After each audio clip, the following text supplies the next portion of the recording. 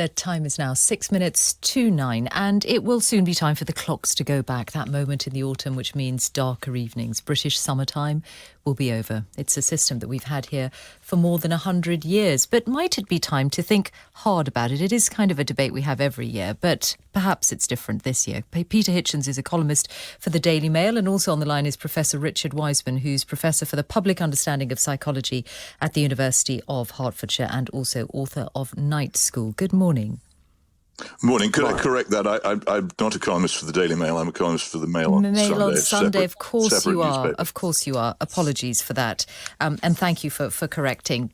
And you do have strong views on this, I think, as on quite a few other things. Well, other people have strong views on it, and they do things. I've never forced anyone to change the time they get up in the morning in my life, but the government incessantly does it, and people that don't think about it. And you mentioned earlier on darker evenings, but the whole point of the clocks going back to their natural position on Sunday is that the mornings will be lighter. I find the divide in this tends to be between bourgeois bohemians who go to bed late and get up late and never see the dawn, and ordinary people who get up in the morning, have long-distance commutes, have to get their children to school, who notice that in the morning, when the clocks are at their normal position, there's more light. And that's really what it's about. But the default position of the clocks, their natural position, because noon is an actual event, is as they will be next Sunday after the clocks have gone back. And let's just explore the science of this. Richard Wiseman, is there an impact on our health from from changing the clocks as we presently do? Absolutely. So we have a circadian rhythm, which is kind of built into us, hardwired into our cells, which kind of tells you when you should be going to bed and waking up. The problem with a sudden change like this is that it disrupts that rhythm. So for the next few days, and most people will notice this, their sleep is disrupted. And for those days, yes, you do get differences in terms of depression and mental health. Unfortunately, for those that are vulnerable, it does cause additional problems. The price you pay is that in the spring, when the clocks change again, then you get differences in terms of heart attacks. They tend to go up, and accidents in the workplace and so on. So for those few why days... do heart attacks go up in the spring?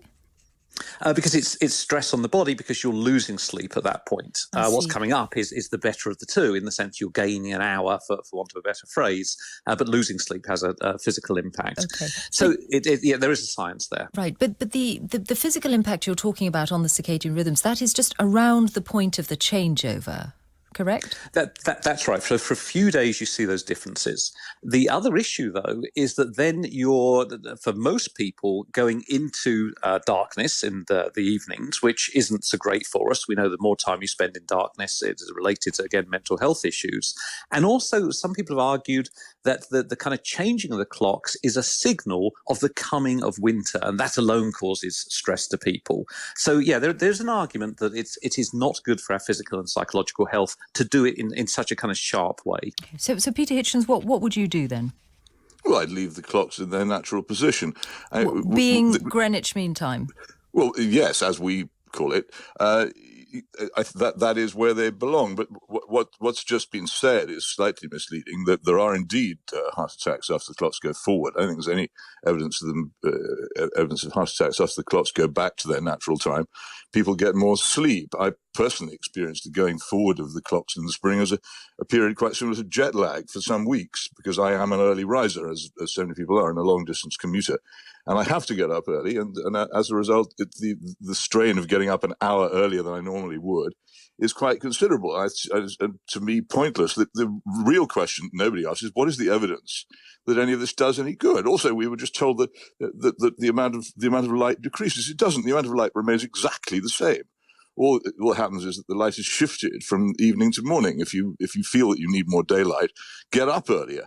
Don't force all kinds of other people to get up earlier simply because you have a whim. There's no evidence. There never has been any evidence since this was first introduced in a wartime panic and frenzy in 1916 that it does any good economically, industrially, agriculturally, in any way. None absolutely whatsoever. It was always done on the basis of a wartime panic, which has never ever been pursued. Why a wartime panic? I mean, because that timing of it was interesting. Why was this something that came into thinking during the First World War? Well, the Edwardian era was a period of fads, no wool next to the skin, knickerbockers, Esperanto, Volapük, and putting the clocks, fiddling with the clocks. There were a couple of people, Michael William Willis, a property developer and a bug hunter in New Zealand, who campaigned for it, got nowhere.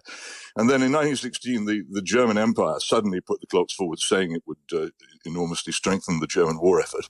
And lo, within about 3 weeks, the British government had done the same. There was never any logic to it. If you read the debates in Parliament at the time, you will not find any evidence advanced, nor has there ever been since at any other time. All right, just finally and briefly, Professor Wiseman, your view, would there be a health benefit to just keeping us at the same time all year round?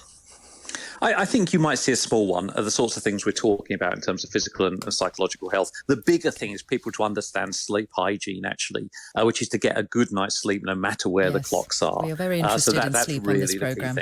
Thank you both very much, Professor Richard Wiseman and Peter Hitchens from the Mail on Sunday.